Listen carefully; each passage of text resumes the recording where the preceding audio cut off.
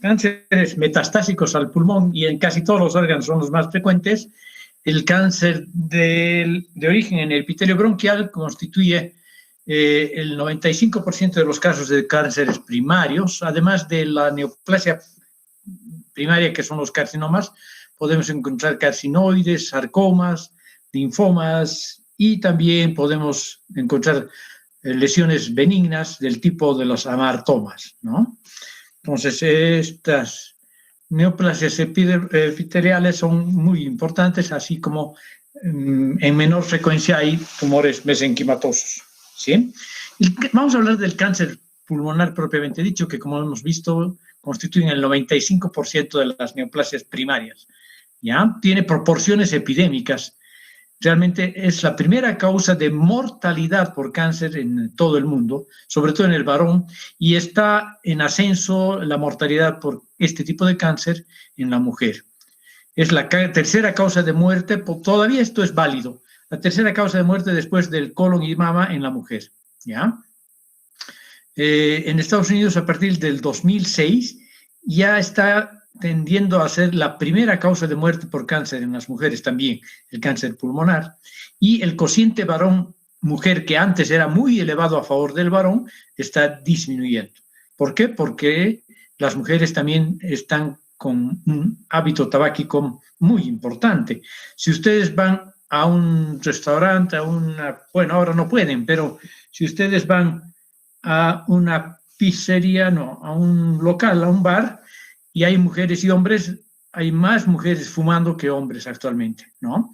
El pico etario está en la quinta y sexta década de la vida, pero su frecuencia es alta de todos modos desde los 50 hasta los 80 años en general, ¿ya?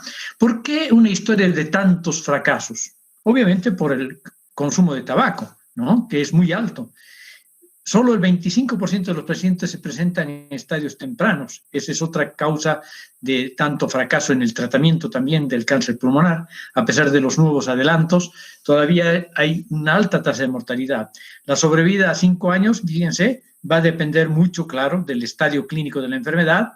En el estadio 1 está entre el 60 y 70%, es aceptable. En el estadio 2, 40-50% de sobrevida. Y en el estadio 3, 20%. Pero muy pocos de los estadios más avanzados sobreviven a 5 años, incluso con los tratamientos sistémicos, ¿no? Todo esto explica por qué solo el 15% de los pacientes viven más allá de los 5 años a partir del diagnóstico. Bueno, ¿cuáles son los tumores pulmonares más importantes? 90-95% se trata de carcinomas de origen broncogénico, o sea, del árbol respiratorio. 5% a nivel de son carcinoides bronquiales, que también, claro, surgen en el epitelio bronquial, y entre el 2 y 5% tenemos las otras neoplasias, sarcomas incluidos, ¿no?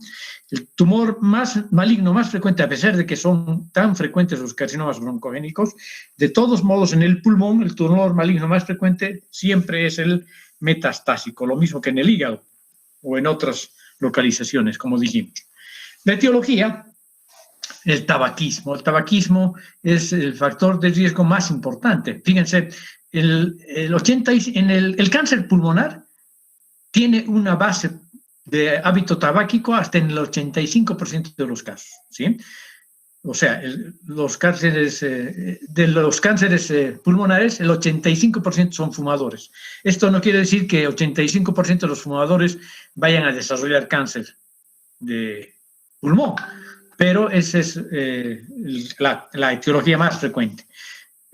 Otras causas son la contaminación atmosférica, ¿no? El hecho de vivir, por ejemplo, en ambientes contaminados como el de Cochabamba, causas laborales, factores dietéticos y cicatrices crónicas, por ejemplo, de procesos inflamatorios, micóticos, tuberculosis, etcétera, etcétera, ¿no?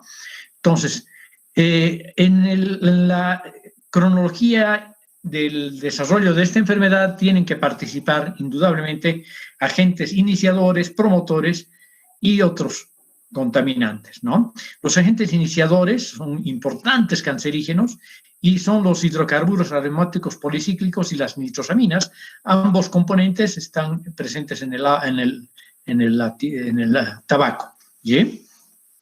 Agentes promotores que son derivados del fenol también están presentes en el tabaco y, claro, en otras industrias, ¿no? Elementos radioactivos, como para el cáncer de tiroides o de otras ubicaciones, en el pulmón también tienen mucha importancia, y otros contaminantes como el arsénico, níquel, los hongos, mohos, igual que en el hígado, también tienen importancia, y muchos aditivos. Bueno, ¿cuál es la meta? Sería disminuir la mortalidad total por cáncer de pulmón, ¿sí? Y eso se conseguiría con el diagnóstico de esta neoplasia en estadios más tempranos, ¿no? Hay un rastreo, hay esfuerzos por rastrear este diagnóstico temprano de la neoplasia pulmonar. El más efectivo se ha propuesto que sería la radiografía, pero en poblaciones de riesgo. Sin embargo, todos han fracasado, como de ejemplo el Papa Nicolau en las endoscopias en cáncer digestivo, el Papa Nicolau en el genito urinario, en el genital, ¿no? Bueno, las lesiones precursoras son importantes para el desarrollo de cáncer de pulmón, ¿no? Tenemos la hiperplasia de células caliciformes, la hiperplasia de células basales y la metaplasia epidermoide. Son procesos potencialmente reversibles y benignos, pero que pueden ser el asiento favorecedor del desarrollo de cáncer pulmonar, ¿sí? Porque pueden desencadenar una displasia escamosa e incluso un carcinoma in situ. Las metaplasias epidermoides son el primer paso y después se puede desarrollar una displasia escamosa, un carcinoma in situ, una hiperplasia adenomatosa atípica para el desarrollo de adenocarcinomas o una hiperplasia difusa idiopática de las células neuroendocrinas pulmonares para el desarrollo de los tumores de células pequeñas, ¿no? Aquí tenemos un epitelio bronquial en donde hay un engrosamiento del epitelio y hay unas alteraciones madurativas que coinciden con una displasia de alto grado. Una displasia de alto grado que posteriormente puede convertirse en un carcinoma in situ y posteriormente infiltrar la lámina propia. Aquí tenemos algunas imágenes de los factores de riesgo que favorecen el desarrollo de cáncer del pulmón, hiperplasia de células caliciformes, vean ustedes, hiperplasia de células basales, difícil diagnóstico diferencial con una neoplasia intraepitelial, la metaplasia escamosa, que ya es un poco atípica aquí, la displasia escamosa, o sea, prácticamente una displasia de alto grado aquí, el carcinoma in situ, que es muy difícil diferenciar de una neoplasia intraepitelial de alto grado o de una displasia de alto grado, y el carcinoma que ya rompe la membrana basal y condiciona una invasión del estroma y se convierte en un carcinoma invasivo, epidermoide en este caso.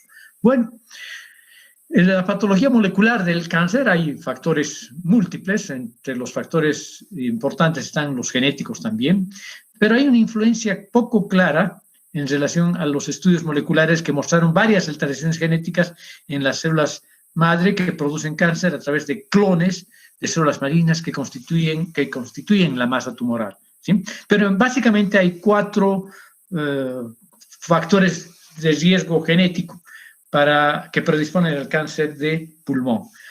Uno de ellos es la activación de oncogenes promotores del crecimiento, relacionados con el ciclo celular, ¿no? Activación de los oncogenes promotores, a partir de protooncogenes, desde luego. La inactivación de genes supresores tumorales, la producción de factores de crecimiento autocrinos, ¿sí? Y la predisposición hereditaria sin una particular alteración descubierta, ¿no?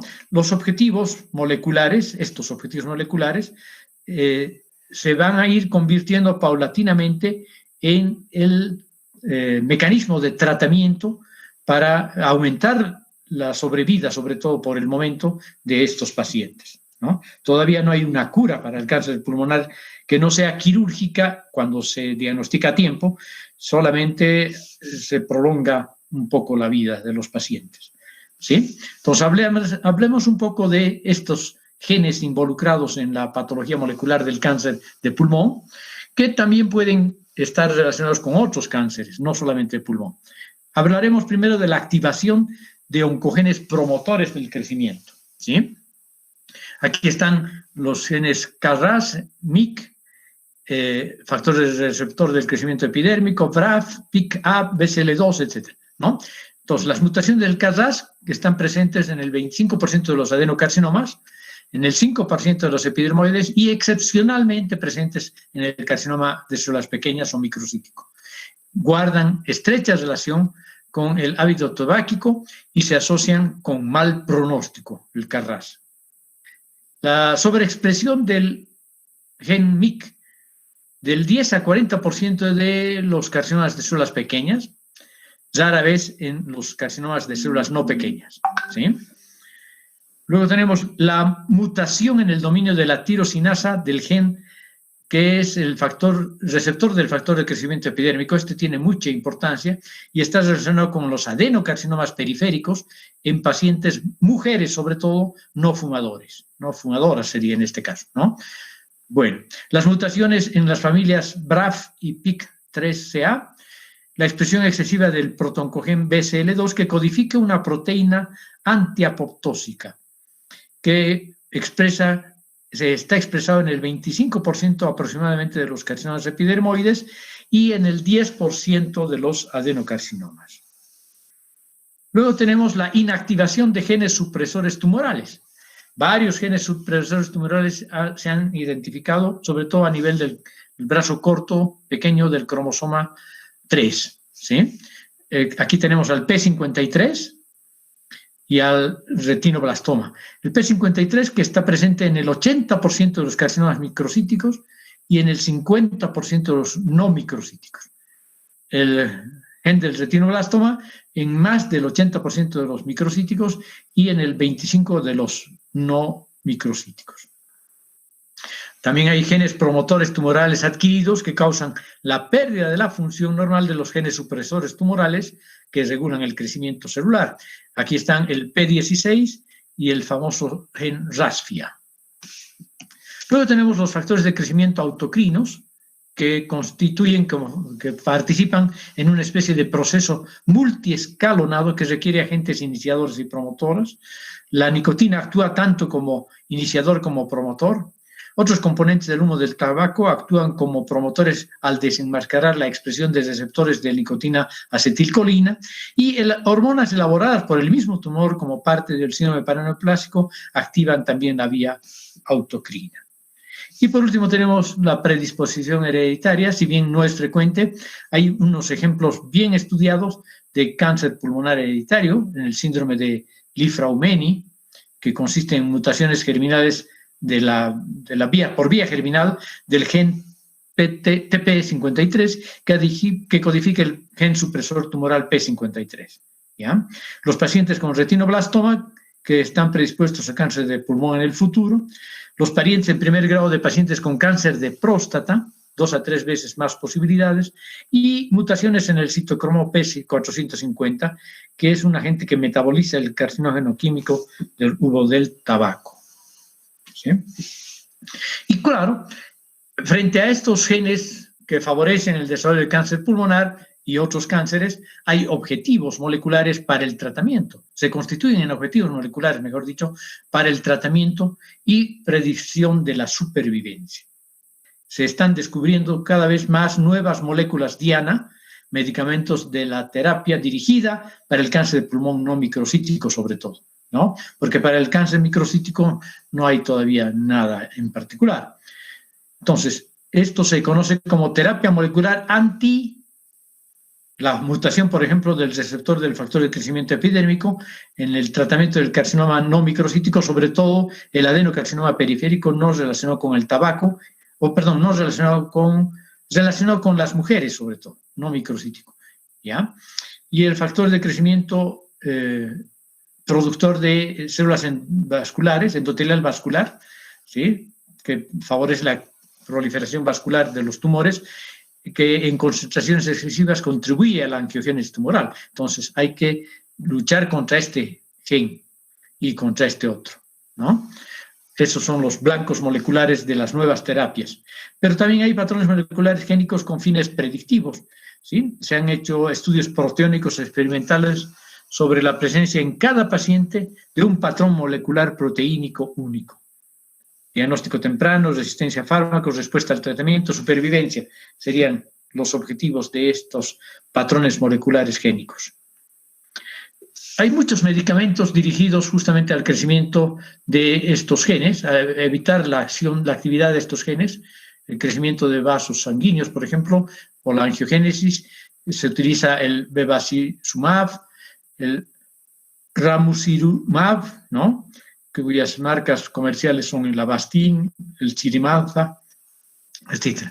Se utilizan sobre todo en cánceres de pulmón no microcítico, ¿no?, avanzados sobre todo. También hay medicamentos que atacan a las células con cambios en el gen del receptor del factor de crecimiento epidérmico e inhibidores de este gen, ¿no?, usados en el cáncer de pulmón no microcítico con mutaciones en este gen.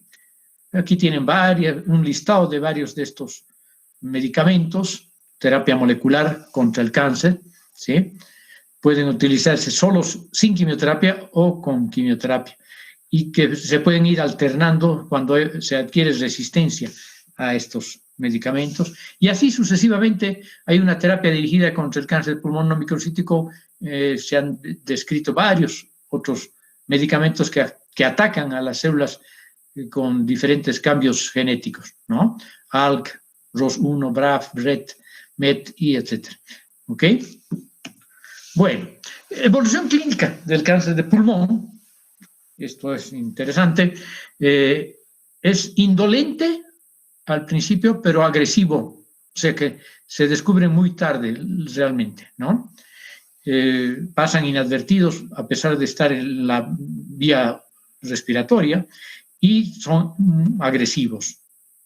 En la sexta década se presentan, alrededor de la sexta década se presentan en mayor frecuencia, y los síntomas clásicos son la tos, la pérdida de peso, el dolor torácico, la disnea, la obstrucción bronquial cuando hay obstrucción por parte del tumor, la expectoración y la hemoptisis, ¿sí?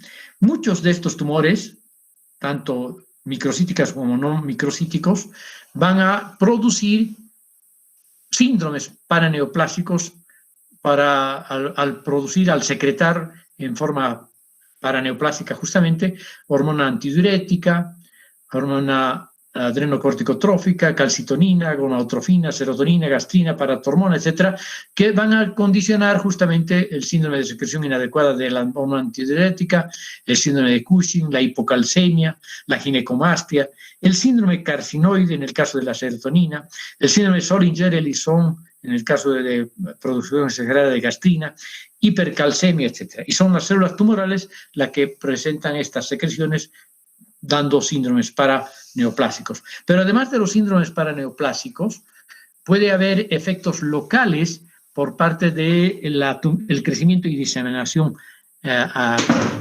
distancia próxima de los tumores, ¿no?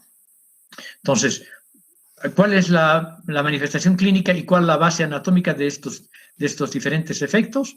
Pues la obstrucción tumoral de las vías aéreas favorece el desarrollo de neumonía, incluso complicada con abscesos, y la telectasia, colapso lobar.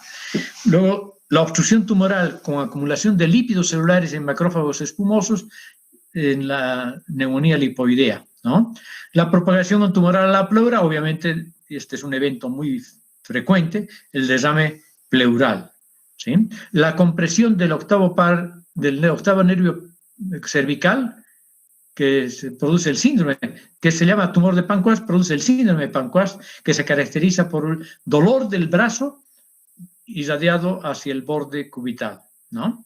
Luego la ronquera es producida por la invasión del nervio laríngeo recurrente, la disfagia por invasión del esófago directamente, la parálisis diafragmática por invasión del nervio frénico, el síndrome de la vena cava superior, por compresión por parte del tumor justamente de la vena cava, el síndrome de Horner, que se caracteriza por enoftalmos, tosis palpebral, miosis y anhidrosis unilateral, es por invasión de los ganglios nerviosos simpáticos, también en el tumor de Panquast. La pericarditis con eventualmente taponamiento pericárdico, afectación directa del pericardio por parte del tumor, ¿no? Y aquí tenemos entonces algunas imágenes, neumonías asociadas a obstrucción por el tumor, la atelectasia también asociada por obstrucción, la isquemia crónica que puede producir acropaquias. Bien, y el diagnóstico de estas neoplasias en términos generales, obviamente la clínica, que lamentablemente a veces inespecífica y a veces tardía, la citología, ya sea de esputo o de lavado, aspirado y cepillado bronquial, el estudio de imágenes, que es muy importante, y en última instancia la biopsia. La biopsia.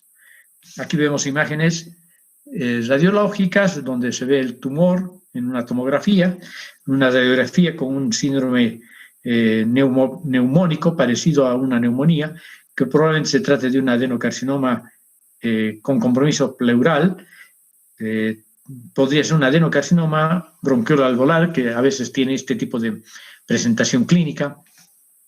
Aquí vemos una imagen citológica típica de una papilita con tendencia, aunque pobre, de formar estructuras tubulares. Aquí tenemos una perla escamosa que hace el diagnóstico, o por lo menos sugiere el diagnóstico de un carcinoma epidermoide. Aquí tenemos una biopsia de un adenocarcinoma con secreción de moco, pequeñas formaciones tubulares. Bueno, la clasificación histológica que actualmente se maneja es la de la OMS, ¿no?, del carcinoma broncogénico, y vamos a decir que son 5 categorías: el carcinoma epidermoide, que tiene una incidencia entre el 25 y 40% de los casos, el adenocarcinoma 25 a 30 algunos autores, 25 a 40 otros autores. No se olviden que está en ascenso en su frecuencia el adenocarcinoma, y sobre todo en las mujeres. Después tenemos el carcinoma de células pequeñas, que constituye el 20 a 25% de los casos de cáncer broncogénico. El carcinoma de células grandes, entre el 10 y 15%, y el epidermoide combinado con adenocarcinoma o mixto, ¿sí? Entonces, el adenocarcinoma puede clasificarse además en bien diferenciado, pobremente diferenciado y moderadamente diferenciado, y el adenocarcinoma en bronquial y bronquiolo-alveolar, acinar, papilar, sólido con formación de moco, el bronquial clásico. El bronquiolo-alveolar, si está en una etapa de crecimiento lepídico solamente, sin compromiso vascular ni pleural, entonces puede considerarse como un adenocarcinoma in situ. Pero si ya hay compromiso vascular o pleural, ya es un carcinoma propiamente dicho, un adenocarcinoma de esta naturaleza, bronquiolo-alveolar. Luego tenemos el carcinoma de células pequeñas, se subclasifica en avenular o linfocitoide, de células intermedias poligonales y mixto, ¿no? Que no se trata de que hayan células pequeñas y intermedias, sino que está combinado con un carcinoma epidermoide. Y el carcinoma de células grandes probablemente sea un fenómeno de desdiferenciación de los anteriores, del epidermoide y del adenocarcinoma. Está formado por células grandes y células gigantes, incluso células claras, y el epidermoide combinado con adenocarcinoma, mezclando estas dos características de crecimiento, ¿sí?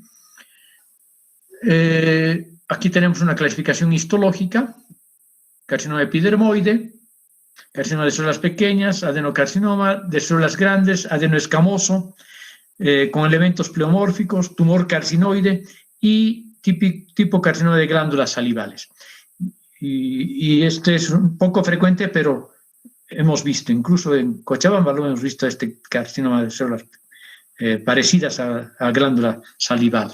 Es también de origen broncogénico, ¿no? Bueno, hay variedades de carcinomas en cada uno de estos grupos. Vamos a hablar primero del carcinoma epidermoide.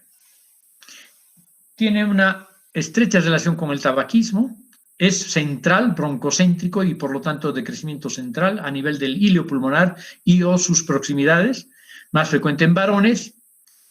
Lesiones. Una característica interesante de estos tumores es que pueden ulcerarse frecuentemente, tienen esta coloración blanco grisáceo, tienen inconsistencia firme, pero como les decía, una característica interesante es que pueden cavitarse, ¿ya? Penetran la pared bronquial e invaden el parénquima adyacente, su su historia natural clásica. ¿Sí? Entonces pueden ser bien diferenciados, hasta pobremente diferenciados, incluso anaplásicos, donde es imposible hacer el diagnóstico con certeza, ¿no? Los bien diferenciados pues, obviamente tienen perlas córneas, citoplasma grueso, vítreo, brillante, puentes intercelulares reconocibles, en fin. La inmunohistoquímica, el P63 y el P40, que no son muy específicos, pero nos ayudan en el diagnóstico. Y esta es la localización típica central, broncocéntrico, miren ustedes, con compromiso obstructivo del bronquio derecho a nivel de la carina, y tienen esta imagen radiológica central y la histología, cuando es bien diferenciado, pues es fácil el diagnóstico, la formación de perlas córneas bien reconocibles, ¿no? Aquí tenemos también la clásica cavitación de los carcinomas epidermoides, que parecen cavernas tuberculosas o micóticas, ¿no? A la imagen histológica, perdón, a la imagen tomográfica, aunque tienen otras características, pero pueden llegar a confundirse con abscesos, cavernas tuberculosas o de otro origen biológico. Tenemos carcinomas epidermoides bien diferenciados, en donde podemos ver incluso los desmosomas en forma de puentes intercelulares, ¿no? Estirados, desmosomas estirados. Y claro, el citoplasma, como hemos descrito, grueso, vidrioso, brillante, las mitosis atípicas, en fin. Un carcinoma epidermoide bastante bien diferenciado, fácil de diagnosticar. El adenocarcinoma está en algunos lugares del mundo superando en frecuencia al carcinoma epidermoide y es el más frecuente en mujeres. El hábito tabáquico de las mujeres con tendencia a utilizar filtros y tabaco suave les condiciona a aspirar profundamente a las mujeres. Es por eso que se compromete un árbol bronquial más de las vías respiratorias más pequeñas. Y por eso es que nacen adenocarcinomas en vez de epidermoides. Aunque también hay una menor correlación con el tabaquismo de este tipo de adenocarcinoma y sobre todo si hay factores, alteraciones genéticas como hemos descrito, como hemos visto, ¿no? Suele ser periférico en vez de central, a pesar de ser de origen bronquial, pero puede surgir incluso a nivel bronquial y cerca a la vía del lobulillo pulmonar alveolar. Es de crecimiento más indolente, más lento que el carcinoma epidermoide, ¿sí? Y se asocia a fibrosis, retracciones perolares, por la desmoplasia que producen las mismas células tumorales y en general son masas de menor tamaño, pero con alta tendencia a metastatizar. Microscópicamente hay muchos patrones, el clásico acinar y tubular, el patrón lepídico de los bronquioalveolares, el carcinoma papilar, el micropapilar, el patrón sólido en los adenocarcinomas reconocidos como tales pero menos diferenciados, los anaplásicos que suelen ser sólidos con producción o no de mucina. Y en la inmunohistoquímica podemos utilizar esto sí es importante e interesante, sobre todo en los compromisos pleurales, el factor de transcripción tiroideo de tipo 1 y la napsina A, que nos sugieren un tumor primario de pulmón. Y estas son las imágenes: tumor periférico, estructuras tubulares, estructuras papilares, micropapilares también. Podemos tener estructuras tubulares más grandes, glandulares, donde hay una pérdida de la polaridad, pleomorfismo, discariosis, mitosis, etcétera, etcétera. ¿Sí? Aquí tenemos uno menos diferenciado, donde se ve producción de mucina, que nos permite hacer el diagnóstico de adenocarcinoma. Estos mejor diferenciados, aquí tenemos una mezcla de patrones tubulares y papilares, lo mismo aquí, básicamente parecido a esto, y aquí un patrón sólido, que sin embargo, con tinciones de Paz nos permite ver la secreción de mucina. Seguimos con los adenocarcinomas periféricos, sí, periféricos, pero que pueden estar en relación con la vía bronquial también. Luego tenemos el carcinoma bronquial alveolar, del que ya hemos dicho que puede ser una variedad de adenocarcinoma, pero también puede tratarse de un adenocarcinoma in situ. Sí, es alrededor de 1 a 9%, varía mucho la estadística, 1 a 9% de los carcinomas pulmonares, tiene una frecuencia semejante en ambos sexos, los mismos síntomas prácticamente, pero con la interesante a veces formación de cuadros de aspecto neumónico por compromiso intersticial difuso. ¿Sí? Hay una frecuente diseminación y metástasis más bien tardías, ¿no? La diseminación es local, por vía transbronquial, vamos a decir, ahorita vemos eso, y las metástasis son tardías. Puede tener varios patrones macroscópicos, un nódulo único periférico, nódulos difusos que a veces confluyen y dan aspecto similar a una neumonía, como ya vimos, grupos de células tumorales que secretan material de mucina, forma infrecuente de adenocarcinoma, bueno, se origina en regiones bronquiolarias, o sea, distales, casi siempre periféricas, por lo tanto, y está relacionada con cigarrillos también. En la microscopia, las células tumorales son altas, columnares, productoras de mucina y con tendencia a formar papilas, como las que vemos aquí. Este es un aspecto tipo bronconeumónico, y esta es la imagen también típica bronconeumónica en ambos campos pulmonares en forma difusa. Y este es el famoso patrón papilar a través de los bronquios, ¿no? El patrón lepídico de crecimiento. Vean, se está proliferando la neoplasia a través de la vía bronquial, de las paredes bronquiales, sin infiltrar todavía el estroma intersticial. Y aquí podemos ver también el patrón lepídico y vean cómo las células son altas, como hemos descrito, columnares, ¿no? Mucosecretoras, abundante moco en la luz. Ya les decía que esta es una variedad de adenocarcinoma cuando se llama adenocarcinoma propiamente dicho, cuando infiltra los vasos sanguíneos o el estroma y sobre todo la pleura. Ahí sí es con certeza un adenocarcinoma invasor.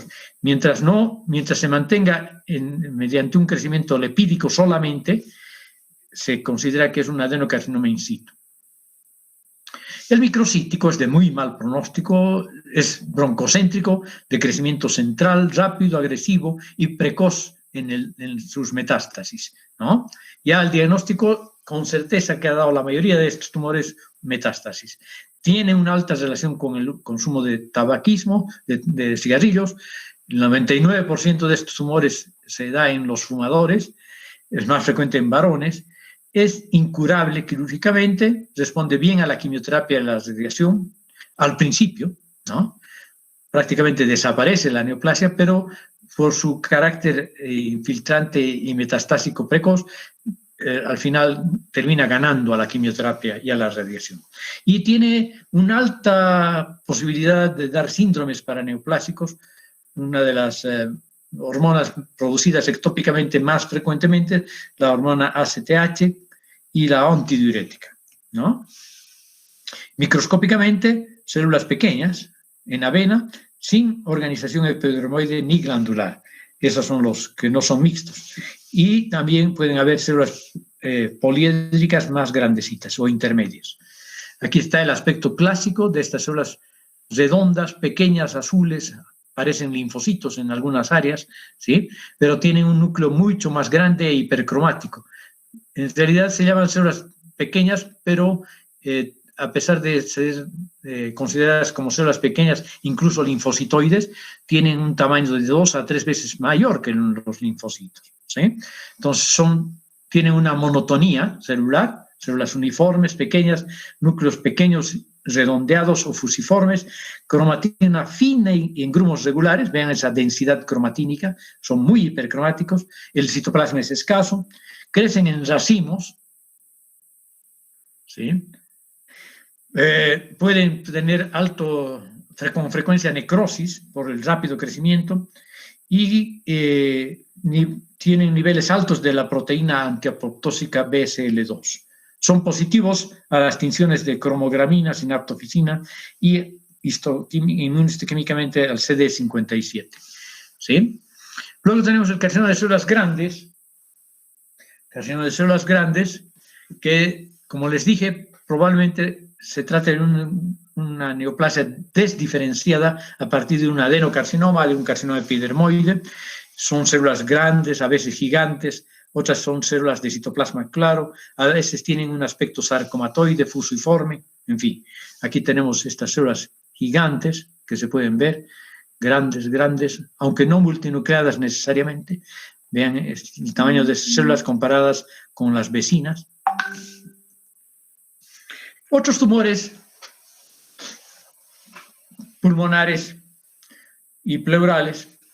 Tenemos entre los pulmonares los amartomas y los tumores carcinoides. Luego tenemos tumores que surgen a nivel del mediastino, los tumores metastásicos y luego tenemos los tumores en la pleura. ¿Sí?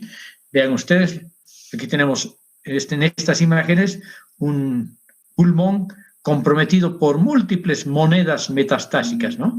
Vean, esta es la imagen típica de las metástasis numulares en forma de moneda, múltiples. Este pulmón está casi lleno de metástasis. Ya la capacidad pulmonar ha debido estar francamente reducida. ¿Sí? Aquí tenemos la imagen histológica de la neoplasia metastásica. Bueno, veremos los amartomas. Como ven ustedes aquí, son neoplasias nodulares, circunscritas, benignas, relativamente frecuentes. ¿Sí? El hecho de que sean bien circunscritas hace que sea relativamente fácil, todo es relativo en medicina, relativamente fáciles de distinguir de las neoplasias infiltrantes que acabamos de describir, ¿no? Están formadas histológicamente por lo que ustedes están viendo aquí, componentes normales del tejido respiratorio, pero convertidos en tumor, en neoplasia. ¿Sí? Bueno, no en neoplasia verdadera, en amartoma. Cartílago, tejido fibrocolagenoso, de origen mesenquimatoso y componentes epiteliales atrapados en esa, ¿no? Entre los componentes mesenquimatosos puede haber grasa, como aquí vemos, vasos sanguíneos, obviamente, ¿sí? Y tejido fibrocolagenoso de densidad variable, laxo o denso. Los tumores carcinoides constituyen entre el 1 y 5% de las neoplasias pulmonares, ¿sí? Son de origen neuroendocrino, por lo tanto tienen diferenciación neuroendocrina. Se los clasifica en típicos y atípicos, básicamente, ¿no? Los típicos son neoplasias malignas de bajo grado, que tienen una sobrevida a 5 años de hasta el 80% de los casos, y los atípicos que se caracterizan por atipia celular, mitosis y necrosis, que tienen una menor tasa de sobrevida, del 56% a 5 años. Son masas también intrabronquiales, ¿no? A diferencia de los amartomas, polipoides, bastante circunscritas, muy vascularizadas y en general no mayores de 3 a 4 centímetros. Están formadas histológicamente por nidos y cordones de células redondeadas, pequeñas, uniformes, que tienen neurosecretores, gránulos neurosecretores, ¿sí?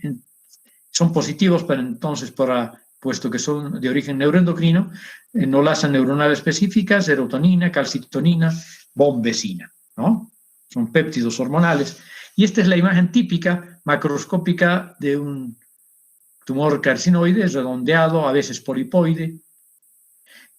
Y aquí se ve el árbol bronquial, ¿sí? Se pueden distinguir los anillos traqueales, bueno, los islotes traqueales, no más allá, las glándulas submucosas, la muscular, la lámina propia, la submucosa, el epitelio respiratorio, y aquí la luz. Y en esa luz está creciendo esta masa tumoral circunscrita, formada por estas células pequeñitas, uniformes, con este patrón organoide típico, separadas por una rica red vascular, como si fuera una célula endocrina, como un órgano endocrino siempre. Eso es lo característico de los órganos endocrinos, la rica vascularización, ¿no? Entonces, aquí tenemos uno de bajo grado, o típico, un carcinoide típico, y un tumor carcinoide atípico con áreas de necrosis, células más grandes y fusiformes, y hemorragia, etcétera, ¿no? Y seguramente si viéramos con mayor aumento, veríamos mitosis, sobre todo, y atipia celular. Entre los tumores mediastinos les voy a presentar este cuadro interesante solamente, ¿sí? Cuando un tumor está localizado en el mediastino superior, ¿qué tenemos que pensar? Que se puede tratar de un linfoma, de un timoma, de un bocio tiroideo intratorácico, de lesiones paratiroideas y obviamente de metástasis, que pueden estar en todo lado. Del mediastino anterior hay que pensar en un timoma también, en un teratoma, sobre todo si está en la línea media, un linfoma, otra vez, lesiones tiroideas y paratiroideas, son los más frecuentes a ese nivel. Entre ellos están los schwannomas y los neurofibromas. Los schwannomas son neurilemomas y los neurofibromas. Los linfomas otra vez presentes y las hernias gastroentéricas. Y en el mediastino medio pues, hay que pensar en quistes, el quiste broncogénico, el quiste pericárdico y otra vez el linfoma. Muy bien. Ahora vamos a hablar de los tumores pleurales. ¿Sí? Son los tumores pleurales más frecuentes, como en el pulmón, en la pleura también, son los metastásicos, ¿no? Los tumores metastásicos. Y el edema, el derrame pleural es un evento casi 100% asociado a estas metástasis o a estos tumores primarios de la pleura, ¿ya?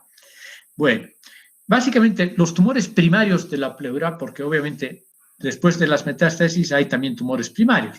Los tumores primarios de la pleura están el tumor fibroso solitario y el mesotelioma. El mesotelioma que es maligno. Antes al tumor fibroso solitario se le llamaba mesotelioma benigno, pero es mejor utilizar esta terminología. Tumor fibroso solitario que es localizado, que no invade o rara vez lo hace, que es benigno, que no está relacionado con la exposición al amianto, al asbesto, y que la resección es habitualmente curativa. Y que en cambio el mesotelioma maligno está asociado a la exposición ocupacional con el amianto hasta en el 90% de los casos, fíjense, ¿no? Solo el 20% de los casos tiene asbestosis pulmonar descubierta, incluso en las autopsias. Tiene una evolución muy agresiva, gran malignidad, invade la pleura, puede metastatizar ampliamente, le forma una especie de coraza al pulmón, invadiéndolo, ¿sí? Y tiene un riesgo personal en los individuos que han trabajado con el amianto del 7 al 10% y hasta en un periodo de latencia de hasta 45 años puede aparecer el tumor después de haber incluso trabajado en fábricas de amianto, ¿no? En fábricas de asbesto. Muy bien. Ahora una consideración interesante es que incluso en los trabajadores de estas empresas, de estas fábricas de amianto o de procesadoras de amianto, va a ser el carcinoma pulmonar, sigue siendo más frecuente que el mesotelioma, ¿ya? Sobre todo si es fumador. ¿Qué es el tumor fibroso solitario? No son de origen mesotelial, sino que se originan en el tejido conjuntivo submesotelial. Una característica constante es la ausencia de positividad para citoqueratinas, o sea que no tienen origen epitelial, en contraste con la expresión constante de citoqueratinas en los mesoteliomas, incluso en los mesoteliomas sarcomatoides, que vamos a describir a continuación, ¿ya? Muy bien, aquí tenemos la imagen típica de un tumor fibroso solitario, que eventualmente se puede acompañar también de derrame pleural. Aquí tenemos un crecimiento de esta característica, fibroblastocitoide, de fibroblastos, y luego tenemos el mesotelioma maligno. Vean cómo crece e infiltra el pulmón, formándole una especie de coraza alrededor de todo el parénquima pulmonar, ¿sí? Y la imagen histológica, en este caso tenemos una imagen mixta, epitelioide y sarcomatoide, porque los mesoteliomas malignos son epitelioides, fusiformes o sarcomatoides o mixtos. En este caso tenemos mixto. Vean, aquí está el patrón epitelioide, ¿sí? Y aquí está el patrón sarcomatoide, con atipia, mitosis, en fin, ¿no? Este sí es maligno.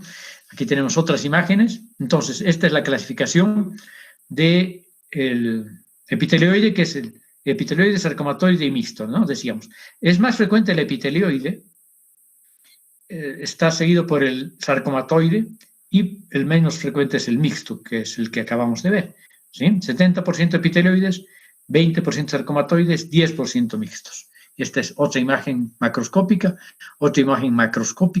de un mesotelioma infiltrando el tumor o formando estos nódulos tumorales. Y en la imagen histológica, bueno, tenemos aquí el predominantemente epitelioide y aquí el predominantemente sarcomatoide. ¿Sí? Aquí tenemos el epitelioide y aquí una especie de mixto, pero también con áreas sarcomatoides, y aquí tenemos al culpable en el 90% de los casos. ¿Sí? Los cristales de amianto.